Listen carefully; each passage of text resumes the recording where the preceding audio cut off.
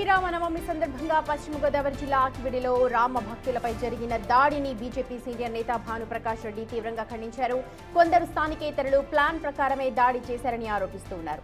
ఈ దాడి వెనుక ఉన్న వారిని ఎవరిని కూడా వదిలే ప్రసక్తే లేదు అని భానుప్రకాష్ రెడ్డి హెచ్చరిస్తున్నారు. ఆకివీడ్ను మరో అయోధ్యగా మార్చాలని చూస్తే ఊరుకోమని వార్నింగ్ ఇచ్చారు. శ్రీవాణి ట్రస్ట్ నిధులతో ఆకివీడిలో రామాలయం నిర్మాణం చేస్తాము అని స్పష్టం చేశారు. మేకులు కొట్టి మిత్రులారా కర్రకి మేకులు కొట్టి దాంతో దాడి చేశారు. అంటే ఇది ముందస్తు ప్రణాళికతో సిద్ధమైనటువంటి దాడి. గత 15 రోజుల ముందు త్రిపులార్ గారు అక్కడికి వెళ్ళినప్పుడు కొందరు దుర్మార్గులు వారిని అడ్డుకొని ఇక్కడ గుడి కట్టకూడదు అని చెప్పి హుకుం జారీ చేశారు. ఎవరయ్యా మీరు హుకుం జారీ చేసేదానికి? నేను ఛాలెంజ్ చేస్తున్నా, అక్కడ రామాలయాన్ని నిర్మిస్తాము, పునర్నిర్మిస్తాము అంటే శిథిలావస్థకు చేరిపోయినటువంటి రామాలయాన్ని అక్కడ తిరిగి అత్యంత వైభవంగా నిర్మిస్తాము. ధైర్యము దమ్ము ఉంటే అడ్డుకోండి. తిరుపతి పుణ్యక్షేత్రం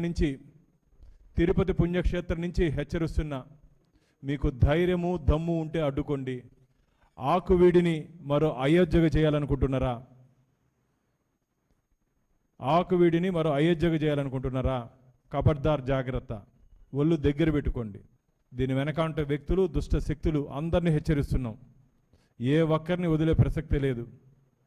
కర్రకి మేకులు కొట్టి మిత్రులారా కర్రకి మేకులు కొట్టి దాంతో దాడి చేశారు. అంటే ఇది ముందస్తు ప్రణాళికతో సిద్ధమైనటువంటి దాడి.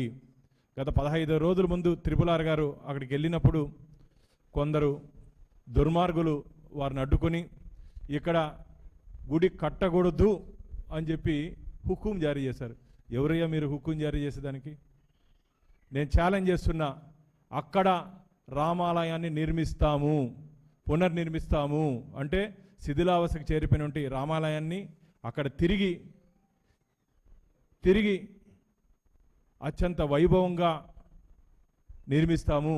ధైర్యము దమ్ము ఉంటే అడ్డుకోండి. తిరుపతి పుణ్యక్షేత్రం